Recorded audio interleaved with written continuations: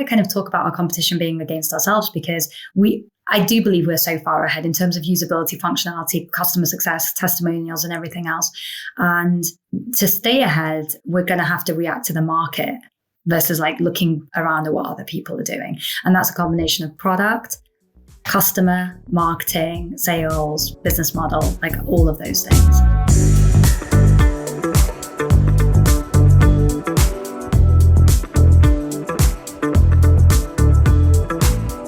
Hey guys, Chikodi Chima here, back with another edition of the Creator Business Show. Our guest today is Ishveen Jolly, and she is the CEO and co-founder of Open Sponsorship. Open Sponsorship is like Airbnb for athletic sponsorships. There are over 11,000 professional athletes, and the collegiate athletic system in the United States just added 480,000 new athletes that are available to be sponsored. So we're going to talk about how they take a platform approach. We're going to talk about her history as a sports agent and what are some of the opportunities with cryptocurrency and Web3 in the world of sport and sports sponsorship. Another great conversation. I'm so glad for you to be here. So let's dive into another edition of the Creator Business Show. I am thrilled, really beyond thrilled today to be reunited with my old friend Ishveen Anand. We go back, 6-7 years, something like that. And I'm happy to have you on the show today. So thank you. Why don't you give us a quick intro and we can dive right in. Thank you so much for having me. It's so fun to be reconnected. So welcome all. My name is Ishveen, and I suppose I was a sports agent prior to this life. And I thought there must be something more interesting to do in terms of doing these deals. And it was so difficult, and it was we'll get into it, but it was all like madness and whatever else. And one day I woke up and thought, why isn't it an Airbnb for our industry? And so essentially what I created about 6 years ago when we first met. So Airbnb for sports sponsorships. Basically, yeah. And what was it when you started it? Was that the idea or did it become that? No, actually, that was the idea, and that is still the idea. But I suppose as any good entrepreneur, one should listen to what the market is telling you and your customers are telling you. And I suppose a lot of our brands think of us right now as like influencer marketing for the sports vertical. So we're very focused on athletes and digital and social and more like, not that we exclusively do it, but we do a lot of like one-off last minute campaigns, very influencer-esque. And so I suppose we've honed in onto that with the view that, next year and the year after we can zoom back out to full sponsorship, teams, events, longer term deals, brand ambassador and everything else. But I'd say that was the start. And really where we are today is very athlete and influencer focused. Nice. Okay, so let's not skip over the fact that you were a sports agent. Talk about that for a second.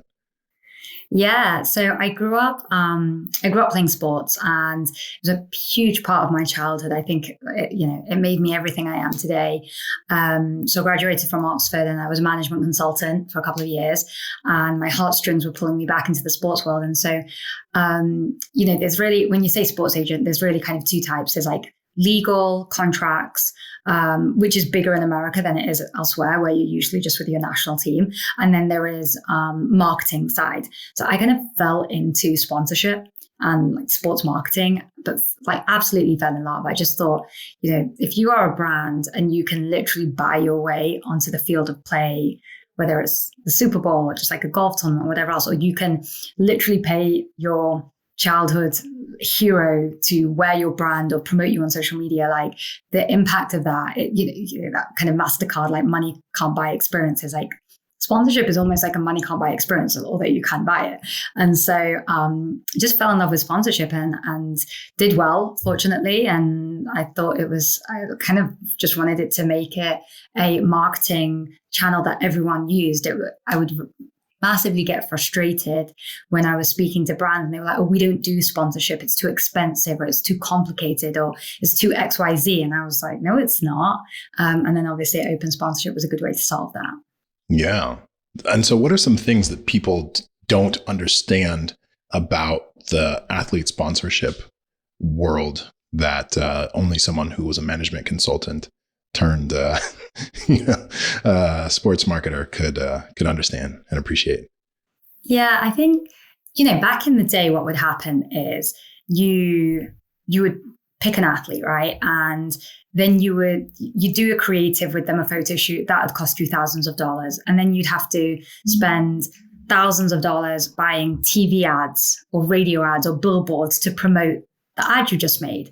And so by that point, you're kind of fairly in debt. So you're never going to do that unless the athlete is big enough, right? Like, so, whereas today, literally every athlete kind of comes inbuilt with a phone, the ability to take photos in their house, and also a channel to which they can distribute this messaging.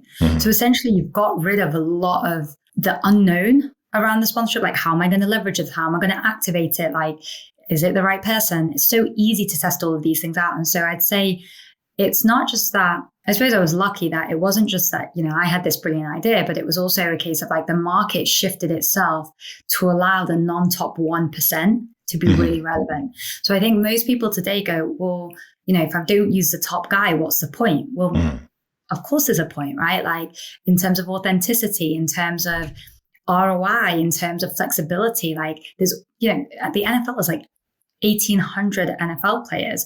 Fine, you can't afford the top 10, but you can definitely afford it, literally everyone else. And so I think like that's the thing, that like how easy it is, how flexible it is. And then obviously there is things around strategy, but it's not rocket science, right?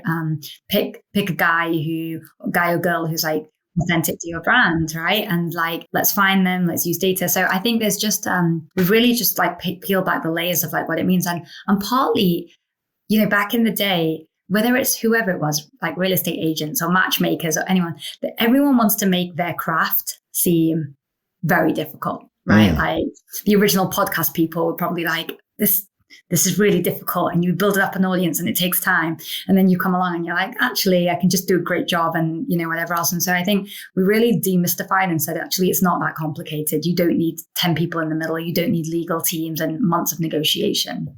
My favorite quote about rocket science is that it's just physics and plumbing. There you are. Neither of which I can do, but even difficult things can be broken down into their constituent elements. Okay, so I'm really interested to talk to you about athletes as creators and athletes as business owners off the field. Before we do that, kind of transitioning from the Leo Messis and the Cristiano Ronaldos and the LeBron Jameses, like, who did you see that was doing athlete sponsorship, sports sponsorship well, and who's still doing it well? And what about those brands that are doing it well today and we're doing it well translates to the smaller world of, micro influencers in sports? Yeah, great question. I'd say on the athlete side, I think it's about who just puts out good content, like who stands for things and is interesting and funny. So like, I love people like Chad Johnson. He's just funny. He's like funny, and it's, his interest, like he's a massive FIFA player and he talks about it all the time and he interacts with other people. And so I think it's just about like standing for who you are, which, again, like 6 years ago, athletes were not supposed to do that, right? It was all about on-field content. They weren't comfortable. And I love working with female athletes. And I think even COVID has really helped them where, the past few years, they've not had as much content to put out about their playing days. And so they had to put out content about their family life and who they were behind the pitch or behind the uniform. And so I think like on the athlete side, it's just about being real and like putting out interesting content, whoever that may be. And like, we did a deal actually, non-athlete, for Neil deGrasse Tyson. And it's all about, just going back to your physical comment, and it's all about like, he's serious but he's smart and he can articulate and break things down. And so I'd say whoever you are, just that's who you should put out regularly. So I think that's on the athlete side. On the brand side, it is really tough because, influencer marketing, the biggest complaint is, does it drive ROI and does it actually translate to sales now? So I would say obviously Nike does an amazing job, right? It picked up Colin Kaepernick when no one else was like thinking about him, right? Or whoever it may be, Missy Franklin or whatever else. And so I'd say, but that's easy because they've got massive budgets. But I would say it's the same thing as like, do you find someone who has a story, whatever that may be. It could be that your CEO went to, Penn State, and therefore you want to find someone who's relevant from Penn State and create this amazing story about, your founder, the same way that you think about PR. Or it could be you're a vegan brand and you want to find an athlete who struggles with this and has gone on tour and maybe you want someone who tells the world about being vegan every day, or maybe you want someone who never talks about it and breaks it for the first time with you, whatever it may be. And so I think that for me, the people who do things really interesting and really well are the ones who are quite open to different ideas. And it's like, and that's what I kind of love about our platform, which is the brand will put up a campaign, a bit like a job posting, and then athletes will apply with their pitch. And so I'll give you an example. We worked with Gillette on a campaign, and it was for Father's Day. And they put the campaign up, and we invited a couple of athletes to apply. And I can't remember which athlete it was, but one of them responded and said, hey, like, never met my father. Like, he was in prison or whatever, like his reason was. And I thought, wow, that's quite deep. And there is an interesting story to tell about that, the Father's Day for people who don't have fathers, right? And or whatever else. And so I love that kind of authenticity and tapping into, because then you can go way beyond just their star appeal. And it's just really fun and helps with everything else. Awesome. So you are part-time in New York and you're English. So clearly you have a grasp of American sports leagues and public figures. But then the English Premier League is, I guess cricket in India is probably near parity with English football for the most popular in the world. But what about these global leagues? What's the benefit besides being British of, having this global kind of access to the sports world?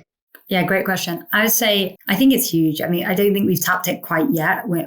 That's 2022 plans for us. But when you think about media rights, like media rights are global. And there are, there's massive companies like billion-dollar company. I mean, everyone's in it, right? Facebook, Amazon, everyone's looking at YouTube. Everyone's looking at buying these media rights, and usually it's by territory and it's very global. The Premier League, and it makes or break the league, right? Like the NBC bids for the Premier League in America and then starts promoting it and whatever else. And so when you decide to go into sports as a career, you can basically go into sponsorship, you can go into media. Or in America, you do ticket sales. In England and other places, that's not a big number 3. And so I fell into sponsorship, but I could have easily have fallen into media, right? Which is the other side of sports. And media is so global, so cross-border, like everything else. And then sponsorship is so local. Like it's so local. Like I think just now, just a couple of years ago, the NBA announced that you could have 2 international partners. Before that, if you were an international brand, you could not use the logos internationally of the team unless you partnered with the NBA. NFL has just done something similar with London. So it's just like sponsorship has been kind of it's been kept very local. And now it's obviously opening up and it makes sense. So I remember when I got into the global side of things, where it really stemmed from was I'm from Manchester and supported United growing up. And at one time, I think they had like 20 plus telecom partners. Like they had a telecom partner in Afghanistan and like, random parts of like Africa and whatever else. And if you have a partner in that country, they promote the hell out of you and then your following grows. So it spirals from there, right? I remember when I lived in India, Liverpool had a partnership with Standard Chartered. Standard Chartered was a massive bank in India. They would promote it. It was on bus stops and whatever else. Of course, that helped Liverpool as well. And so I was always kind of like bemused as to why doesn't everyone do more cross-border deals? Like, why is it saved for a few people? And, it was quite difficult and whatever else. And so I would say that there's so many reasons why it makes sense to have a global footprint for sponsorship. Whether it's like it helps the properties, it helps the players, it helps the sponsors, it helps everyone. But the reason why it is so difficult is because media is like programmatic, right? Like I can just pay for the rights. I don't really, and the conversations are done at the top. Whereas sponsorship is often, sit there and you have to have like tea and meetings and whatever else. And, there's not just like one guru that can say yes or no to everything. And then you have to activate and whatever else. And so where I really feel like when you think about Airbnb and a lot of its success, or Uber, like a lot of these guys' success, yes, on a local level, they are successful. But the fact that you can turn up in any part of the world and open your Uber app or open your Airbnb and you feel safe and secure and you can pay in a currency and you have insurance and it's trusted is huge. And I see the same thing for us where, we did a deal with a really famous soccer player in the US and a Malaysian betting company. And that deal wouldn't have happened without us. And also, if I was the athlete or agent, I'd be quite scared about doing this deal without getting payment or vice versa. But we held the money in escrow. And so I think as a platform, we have a huge opportunity. And then obviously personally, it is quite unique that I've worked in, India, Asia, cricket, obviously England with football, and then all of the American sports, which I absolutely love. So it's exciting. It's good. Yeah, I also lived in India. And people that don't know. I didn't know that. I did. I lived in Bangalore before moving back to San Francisco. So Man U was huge. I got into cricket. I love cricket. Need some cricket homies here in the US. But if anyone wants to watch cricket at probably 3:00 in the morning, I'm open. I'll find you some friends for that for sure. Excellent. Yeah. Isn't the Cricket World Cup coming up? I think they have one every year. It's just different. Okay. Yeah. Well, then yes. It is coming up.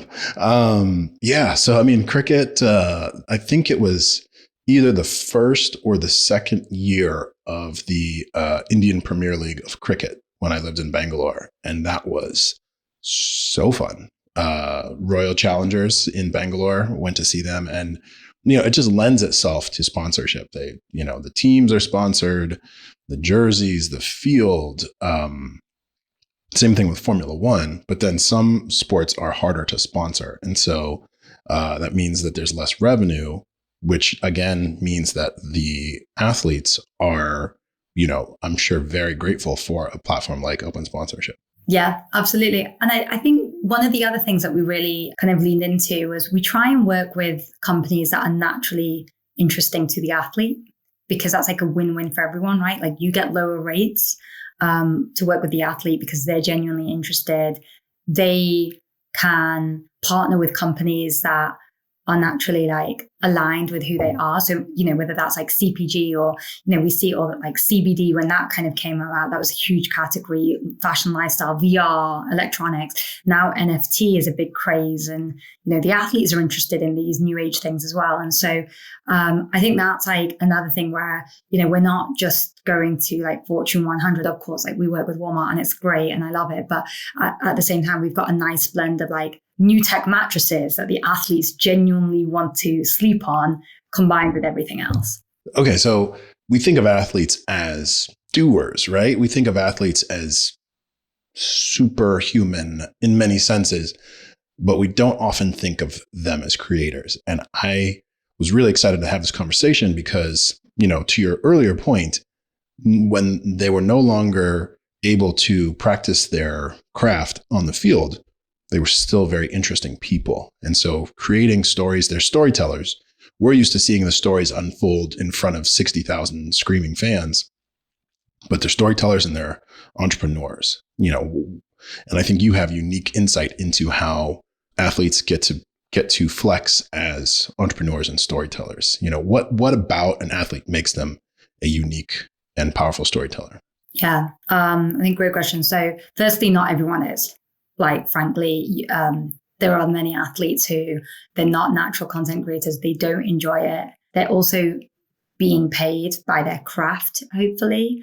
And so this is a secondary thing, which does lead to sometimes disappointment in deals and, people last minute going, I don't want to do this anymore. We've had that as well. So not everyone is. The ones that are, I think, obviously the younger generation for sure. Right? Like, and you can also tell by the platform, right? Like anyone who's on TikTok is probably a natural content creator because of the nature of what TikTok is.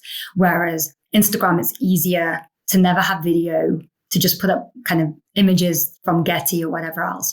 And so I'd say that's a huge, like anyone with YouTube, that they're definitely going to be decent, or they have a good team around them who's producing content, which they revel in as well. Who did we work with? Like we've done stuff with like Todd Gurley. That was really good. Quite a few other players, and you can tell, right? And you can also see like George Kittle, you can tell their personality on field usually lends itself to off-field. Gronk is a great example, right? Of off-field, on-field. So I'd say, firstly, is not everyone is. The ones that are, I think what makes them really good is the fact that, like, you see their personality on field, but on field, they can only do so much. And then they get to come home and show even more personality. And then if they're getting paid for it, right? Like if Gronk is getting $50,000 to promote something that he thinks is cool, then even better, right? And that makes him even more wanting to kind of do those deals. And so I'd say video is a huge way to understand if someone's going to be good or not. But having said that, sometimes the guys who don't post a lot, when they do post a brand image, it can translate really well because, and we argue about this all the time where like brands will come in and they'll say, oh, I don't want to work with an athlete whose stream is full of like supplements. And you're like, in the beauty industry, every beauty blogger posts 5 times a day about a different product. One post could have 5 products, but you don't care there. Why do you care here? And so I think you can argue both ways that like, if they're never talking about it, like if they never post about pet stuff, then that's bad. But if they only post about it, then that's bad. So where do you sit? So I think I think the jury is still out. It's each to their own, whether, you want to pick someone who has a load of video content, a load of branded endorsements, a load of sponsorship is really well polished, or whether you want someone who doesn't do it a lot, but when they do it, it's really real. Nice. And then what are some of the unique obstacles that athletes face when they're making this additional step to be content creators and business owners? I think one is schedules are really tough. So you don't really have that with like normal, like not normal influencers, but like, they live in a place, you send them product, they'll shoot it at some point, and obviously they might go here and there. But like athletes, gosh, if you miss the deadline to send them something and then they go to the Winter Olympics, like you're not getting it.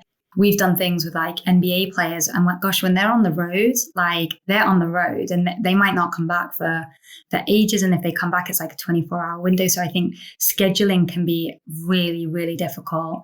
The other one can be, it's interesting, like sometimes brands are like, you do you and send me the pictures for approval and it'll be fine. And then they get them and they're like, well, that's not great. And then it's like, well, we don't have time to reshoot and whatever else. And so it comes back to like, how prescriptive do you want to be versus like how much you want to leave it to them. And then if you are, when we're working with like influencer marketing managers and they're very used to influencers, they don't realize that athletes may not understand lighting or angles or things like this. So that can be, and it can be quite tough because the athlete/agent can be quite happy with what they've produced and the brand is not. And it's, that's like a fine line. So I'd say if they're not natural, like for a couple of our brands now, we actually hire photographers and we will send a photographer just to make sure that there's no disappointment or, we can't risk it. So I think those are probably the 2 things that are like the hardest, scheduling and like the fact that, they're not selfie masters, some of them. Yeah. The scheduling thing sounds true because my cousin was telling me actually about working with Messi for, I want to say Gatorade. And he's like, whatever they were paying him, he's like, you have 45 minutes. I don't have to smile. I'm here, put the cameras on and then I'm going to go. But yeah, he's playing for the Argentinian national team and he's at PSG now. But before that, he was at Barcelona for a long time. And, you got the club responsibilities, your national responsibilities. He's a dad, human being. So it's, that scheduling is really pretty gnarly. All right. So by the time this comes out, it will be well into 2022 or, into January of 2022. But let's talk about 2022. And also, really important thing happened in the sports sponsorship world in 2021, which is name, image, and likeness for college athletes in the United States. So I know that open sponsorship was one of the first movers in that category. So tell us what happened and what is likely to happen for open sponsorship in 2022. Yeah, awesome. Thank you. So I'm sure everyone knows, but college, NIL, huge change in the industry, in its size and scope. So there are, just to give you a sense of scale, so we had about 10,000 athletes on our platform prior to NIL. And we were the largest in terms of pure marketplace, the largest marketplace out there. I think like Nike under management has about that number as well. Like, and they basically sponsor everyone that's not taken by a competitor. And NIL comes along and you have 476,000 student athletes like dropped into the ecosystem available for sponsorship. So that's an insanely huge number. Of course, a lot of these athletes are, so you've got a 50-50 split male and female, firstly. You cover tons of different sports. A good 80% of them have less than 10,000 followers, and even way like less. So when you talk about niche and micro, this is your jam. But then you've got schools going, well, we need to regulate this. You've got the NCAA going, we need to regulate this. You've got like compliance directors going, wait, what the hell? And it's all like mayhem. So you've got on one side, you've just got the sheer number, and not huge, like not really famous people, right? So it's not like, wow, there's $1 billion industry. I mean, it's a huge industry that's just been created, but it's pretty fragmented. And then the other side, but usually when you get a fragmented industry like that, you shouldn't have like tons of regulation to deal with, right? Because you should let market dynamics work. And so it was definitely really interesting. I mean, we partnered with a couple of like bigger partners to get the supply side, talk to the brand side. We've done some really interesting things, but our viewpoint in it is sponsorship is really hard to sell. Like, it's just the fact. It's difficult for NFL players to get sponsorship. It's different. I mean, there's a reason why like Rock Nation and CAA and IMG and these like major, massive companies all use us literally daily to get deals for their non-top 1% of athletes. And it's because getting those athletes deals is tough. And these are NBA players and NFL players and whatever else. Sponsorship is tough. And so we just stuck to what we knew best, which was let's really try and just cater to the brand side and see what they're saying. And it's been really interesting. We've had brands who've come in and done purely NIL deals. We've had brands who've come in and gone, okay, that's really interesting, but I want to do product only, like really small scale stuff. We've had brands who've come in and done, okay, I want to do 1 or 2 bigger athletes, but like still we're talking maybe 10, 20K budgets at that. So I would say that long term, it's a huge opportunity because of the scale, but near term, there's so much work to be done in the pro space. Like if I asked any of your marketers today, would you rather do a college athlete or would you rather do an NBA player? Like I still think a lot of them would say, well, if I can afford the NBA player, I'll pick the NBA player, right? And so I would say I'm really excited about it. I love the fact that a platform solves a lot of this stuff, right? Like these deals could be $100, $200. No one is interested in sitting in the middle of these deals, like not even like my account management team. And so I'd say, I think it's really raised the awareness of like the need for platforms. It's definitely obviously increased our competition as well because all these new platforms have popped up. But I'd say, I think it's really interesting. I love it. I think equality and accessibility is what our mantras, and this is what it's doing for college athletes. I absolutely love it. I just think that there is a lot of noise and hype as well.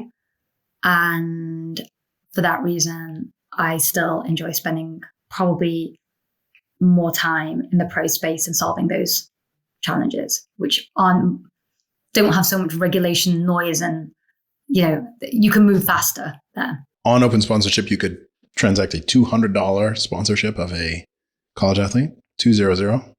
200. I mean, we do, 20% of our deals are product only. Like, we had Vitamin Shop who came in and they put up we're going to give you supplements in exchange for posts, monthly posts. And I think they had like 95 applications from college athletes, if not more. Because I mean, at the end of the day, again, like going back to that idea of sponsorship is such a two-way thing. If you're a brand that is genuinely interesting to an athlete, they're going to say yes. Like if you offered lessons to start a podcast and you were like, come on my podcast, promote it to your followers, in exchange, I'll give you half an hour of my time to teach you how to do a podcast. How many of our college athletes would be like, yeah, hell yeah, I want to learn how to do that. And so I think it's just, there's so much opportunity to create alignment, and it doesn't have to be cash, or it can be a couple of hundred. We had one brand, it was a wedding brand, and they were offering $50. And this was all to pro athletes as well. They offered $50 to anyone who would put up to share their video that they were hoping to go viral on their Instagram story. And they I think they got like hundreds of athletes Wow. all in one day just sharing the story. And they didn't care like if they had big followings or small followings. So I think that's the point, that these deals they're not your conventional sponsorship. Mm-hmm. It's like you put athletes into your marketing strategy that you were anyway planning to do. And I think that's what we do really well.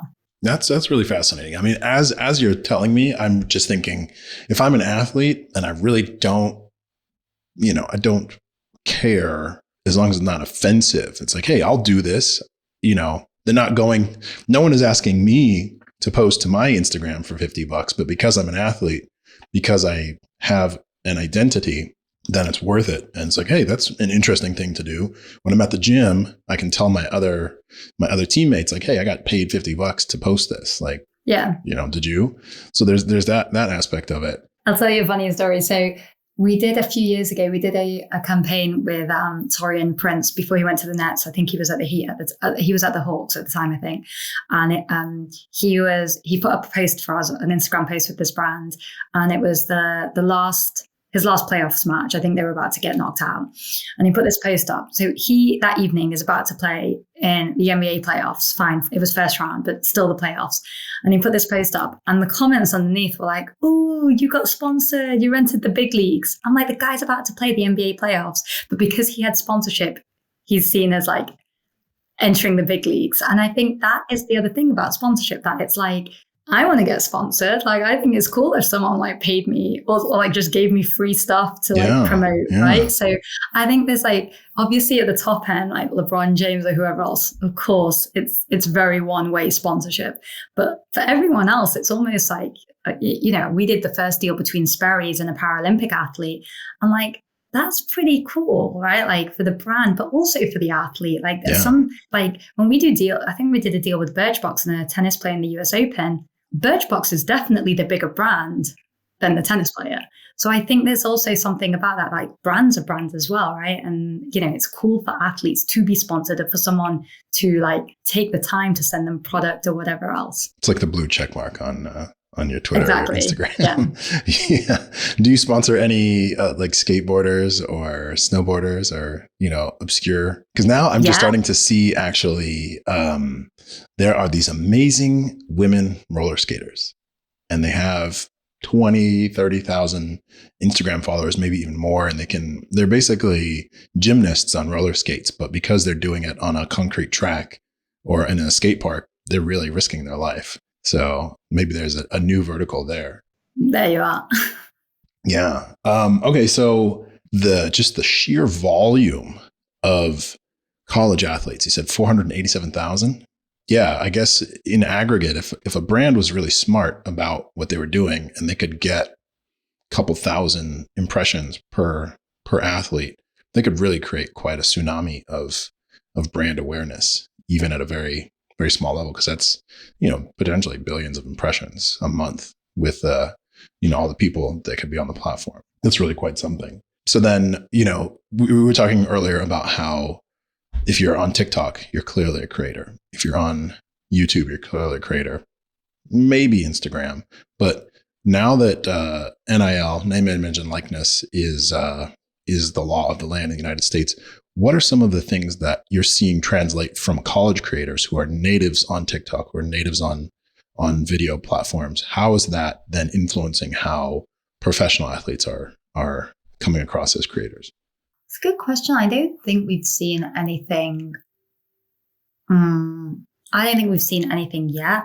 I think the only trend I would say I've seen is probably how the female athletes in college are getting a decent, if not equal exposure. Like Nike signed their first NIL athlete and it was a female. And then, and that's been quite like a trend. Again, partly because it's equality, partly because maybe these younger female athletes are naturally, mostly females, skew better as content creators on social media platforms, I'd say.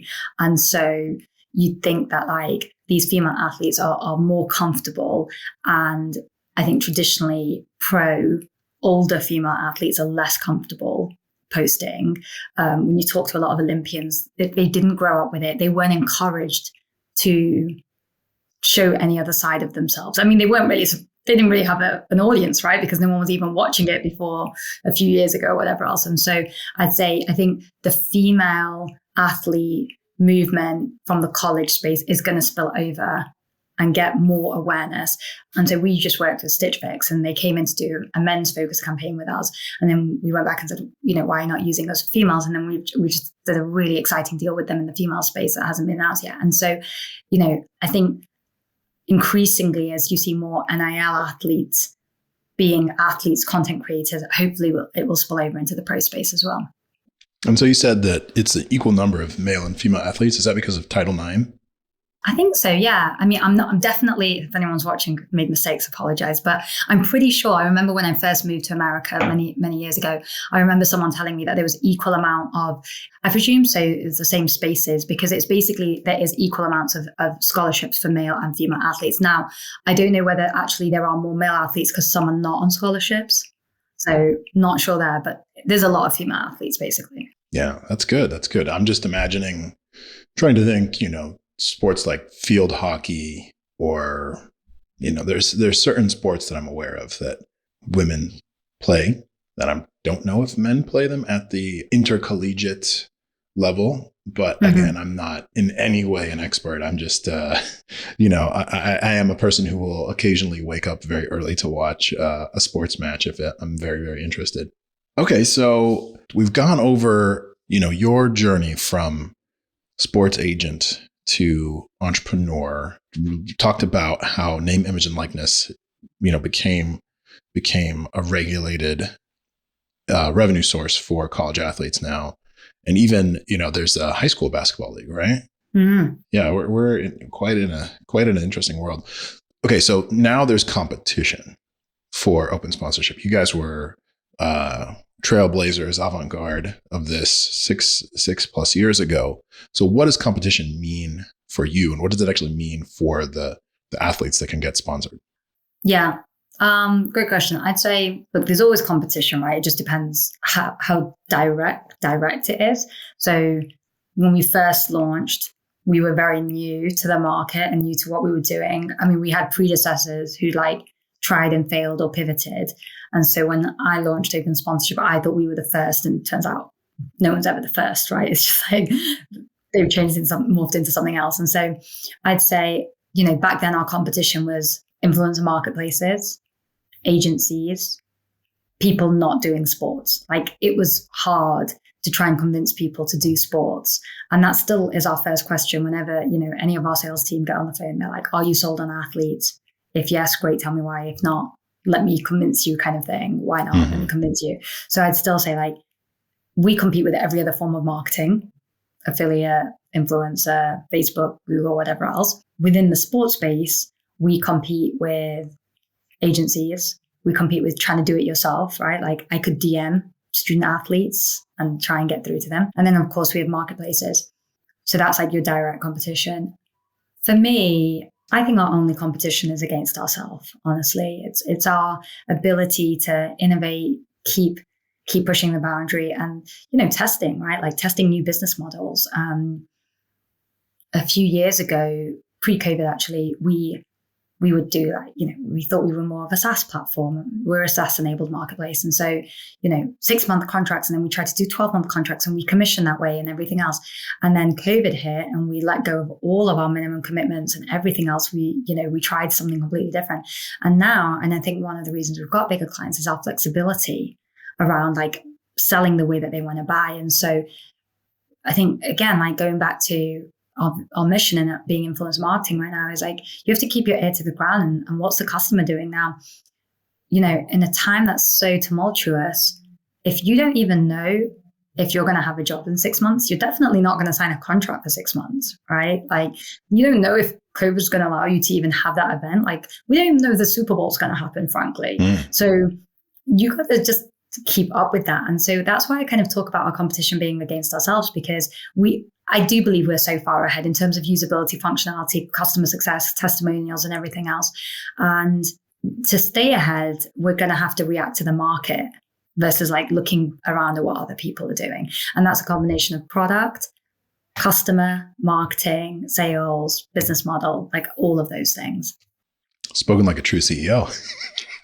I love what you just said because, yeah, the idea of influencer marketing software, influencer marketing agencies was basically is as influencers. And we don't think anything of it, but we haven't really thought of athletes in the same, we think of athletes as athletes, but we don't think of athletes as influencers, which is looking at Colin Kaepernick and how he got picked up by Nike after being blackballed from the NFL.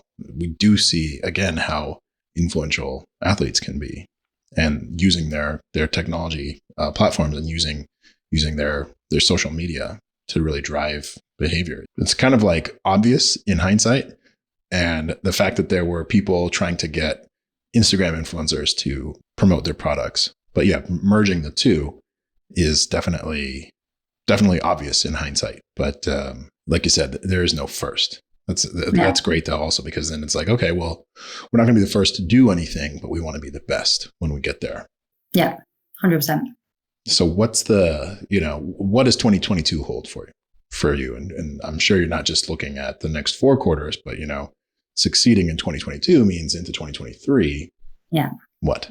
It's super exciting. So I'd say we have a few different things. So our last few years have been around, like, I remember, we know each other from 500 startup days. And I remember when we tried to raise our first bit of money and people were like, oh, you're like an agency, but with a website. And we've seen it before. And I was like, no, like, how could you say that? Like, we're a technology company. If I wanted to be an agency, I'd be an agency. And I definitely wouldn't be like working my butt off in an accelerator, like, whatever else. And so I think that kind of hit me quite hard. And so we really focused on product and just making sure that it kind of did what we wanted it to do. And I love technology. I think like being able to solve like real world problems using tech, like the scale you can achieve and the speed, unbelievable. So we spent a lot of time in that, probably over kind of did it on the like tech side of things, which is great for now. But so now we're kind of playing catch up with growth, frankly. And so we just raised a growth round led by David Blitzer, who owns the 76ers, with a few other amazing investors that I'm really lucky to have. And a lot of it for us is we've got the base, now let's keep growing on top. And so we just hired our head of UK to think about international. Obviously, we've touched upon that already. And it's great. I mean, the fact that you can literally like start Facebook ads in a country and suddenly get like customers from a completely different segment going into the same platform, the same flows is just wonderful. College is obviously, we've talked about that, a big focus. Beyond athletes, teams and events. I'm really passionate about that. The same thing. I mean, how many marketing managers are there out there, or entrepreneurs or CEOs or whatever else, who are like, yeah, I'd love to sponsor, the Mavericks or my, whatever it may be. Maybe it's my AAA team or whatever it may be, but I can't afford that. Well, you can probably. And, but it's not going to do a return. It will. You just need to get the right deliverables for your business. And that's obviously where we sit, the digital, the trackable side. So really excited about going into the team and the event space as well, and demystifying that part of sponsorship. And then within the pro space, it really is just about, we've got some great clients, and, I think every sales focused CEO is going to say this. How do I improve LTVs? How do I drive retention? How do I get you from being a 6-figure account to a 7-figure account? I mean, these are really fun challenges, and they are product and business challenges, right? Like you can hire a director. How do I get you behind the wheel of this sponsorship deal? Exactly. There you are. So it's just really, I think it's really fun to be in a place where we have the means and the desire to solve these challenges that could really just keep redefining the industry. Yeah. And I mean, it's only possible with technology to do a $200 sponsorship. There's no way that, you could hire anybody anywhere in the world to facilitate it, the paperwork and everything needed. So then from the technology standpoint, I'm just, I don't know if you've been paying attention to Rapbook, but I helped launch them a year and a half ago, and they did $100 million round with Tiger Global after doing 25 million led by Andreessen in the last 18 months. And what they do is they facilitate the payments localized for film and entertainment. So if you are in, London filming, you might have different filming taxes than when you're in Manchester or Leeds or Brighton. And doing that in an automated way has propelled them. So it's a kind of, I'm seeing similarities with open sponsorship where it's like to have that platform approach to sponsorship and compliance and all of those things. So are there, if you're only competing with yourself from the standpoint of sports sponsorship, where are you looking for inspiration, or where do you see adjacent companies in the technology that you're actually building? Yeah, it's a great question. I mean, like that is a great example where you start thinking about like we are literally just about to launch like the ability to receive payment by crypto. Nice. And to also allow our brands to pay athletes by crypto. And so, exactly kind of that case, which is what do the users want and how does that make you even more appealing? So for example, if you are a company today and most of your assets, your balance sheet is crypto, do we actually have a competitive advantage like by offering that service? Probably. And then as an athlete, like you don't even know where to start. Which one do you trust? And we've done the vetting and where the insurance and everything else. So I think that's really interesting. I mean, but I love looking at like, even like dating, I think is really interesting. There is so much, it's so hard to make money in there. And so like looking at their functionality, how they present profiles, like one thing I would love to do in 2022 is like overhaul our athlete profiles to be probably a bit more emotive, but it's quite difficult because, 70% of our pro athletes are listed by their agents. So they're pretty like cut and dry. And we're trying to deal with the fact that like, if it's all athletes, of course, they can record cool videos and whatever else. But if it's agent focused, it can't be. How do you create a platform for both? And so I think there's so much kind of cool technology out there, and how are they? Marketplaces are obviously anything MarTech is really interesting for me as well. I think it's such tough. I think MarTech as a whole is very tough. So fragmented. It's so fragmented. It's that combination of service. And so like, back to what I was saying, we were so focused on the platform. Whereas today, I'd say a big part of our success is the fact that we've embraced this idea that, we have the power of the platform plus the expertise of a sports agency.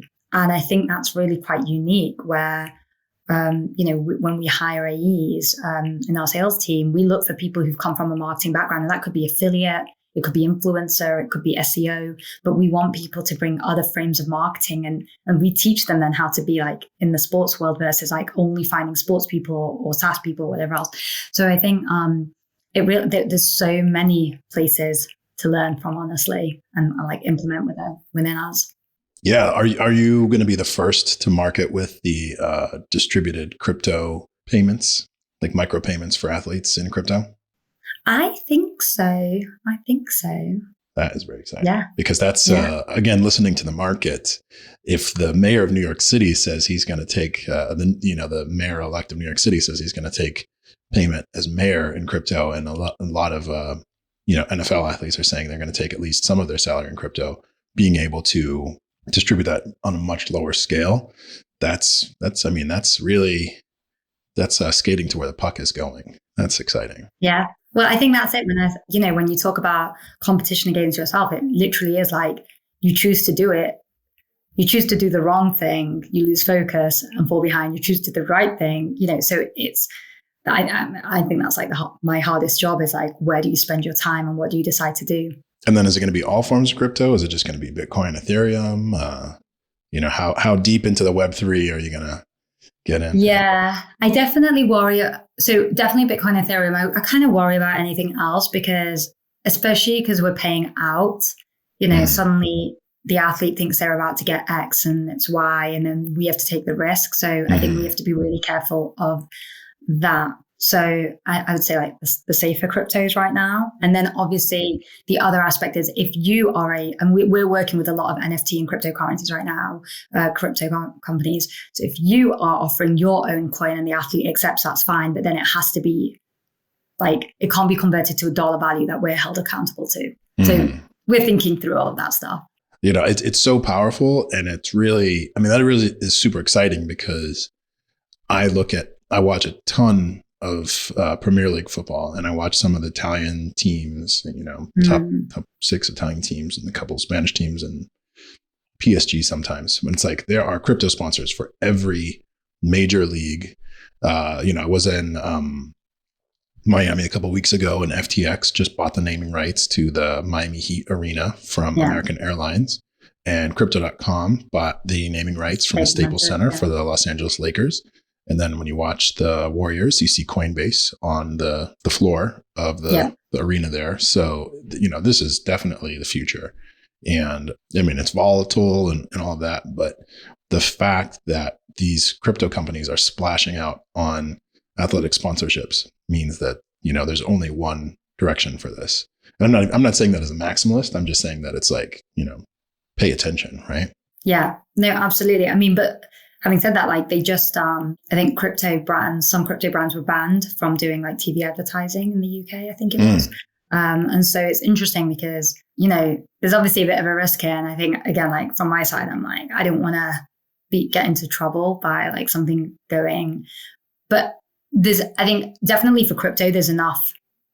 I think the NFT market seems a little bit more dangerous where there are like very good players and then there's like a lot of new entrants, and what does that mean? And if they blow up, like, what does that mean?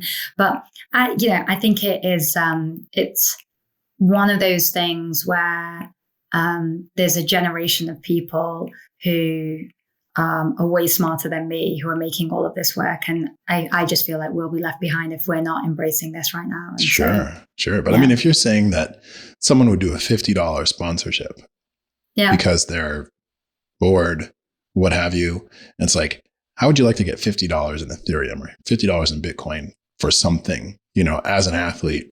You really don't have much exposure to this yet, but all of a sudden it's like, well, I've got an Instagram. I, am training 6 or 7 days a week, have 2 practices a day, and I have to go to class. Like, of course, I'll take a $50 sponsorship. I think that's just, I think that's really exciting. And also, I think one of the hardest things about getting into this is like, what wallet do you open? How does it work? How do you register? So if we take a lot of that pain out for you, like, it is cool to own crypto.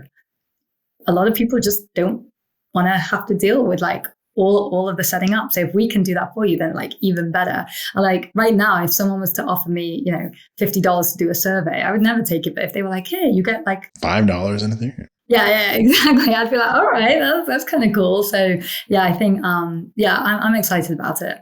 Yeah, that reminds me, actually, I have to make a charitable contribution to my son's school. I was going to use crypto, but the user interface was just so, that's still, that's taking us full circle. It's like sports sponsorships just make sense because you understand that on Sunday, you're going to be watching NFL football. On Monday, you're going to be watching NFL football, or whatever day it is, you're going to be watching baseball, basketball. It's just so understood. But then, the complexity of, do you slide in someone's DMs and say, hey, I'd like to, come to my pizza shop and we'll take some pictures and put it up, or all of that. It's like, it's complex, but it's understood. But there's so many other opportunities and there's so much surface area for sponsorship, and that inspirational feeling of seeing someone, put up 30 points or, whatever it is, buzzer beater goal. That's just that emotional connection really is why sports sponsorship just makes so much sense. But there's so much that can be done, and there's so many opportunities, and crypto just being one of them. That got me excited. So that sounds like a very exciting 2022 and beyond. Thank you. Yeah. Well, you've been super generous with your time. I know you're in London right now. It's early afternoon here, but it's getting into the evening. Is there anything you want to say about 2022? Anyone you're looking to partner with? Anyone that should get in touch, and how should they get in touch? Oh, thank you. We are firing on so many cylinders. So would love to hear from anyone. We are hiring. So anyone who thinks they're a good fit for us, we're trying to do new things in sports marketing and sponsorship. So tell us. We are actively looking at partnerships. So I call them brand aggregators, whether it's agency or platforms or anyone that has a lot of our kind of brands, right? Like people who don't do a lot of sports, but could be good candidates. We'd love to hear from you, and just anyone else who has really interesting ideas. I'm all for it. Thank you. Fantastic. And what's the best method of contact? LinkedIn or email, ishveen@opensponsorship.com. Wonderful. Wonderful. So glad to get to have this conversation. It's been many years in the making, I would suppose. And it's so cool to think of athletes as creators beyond the inspirational figures that they are. We have thought of athletes as influencers, but now they've really taken the mantle for, social causes, for, small brands that are values aligned. And that's really, there's just a lot of momentum behind that. So it's really cool to get your perspective and to hear some of the wins that you guys have racked up. So thank you for that. Thank you so much for having me. You bet. Well, you're welcome back anytime, and wish you an abundant 2022. Thank you, you too.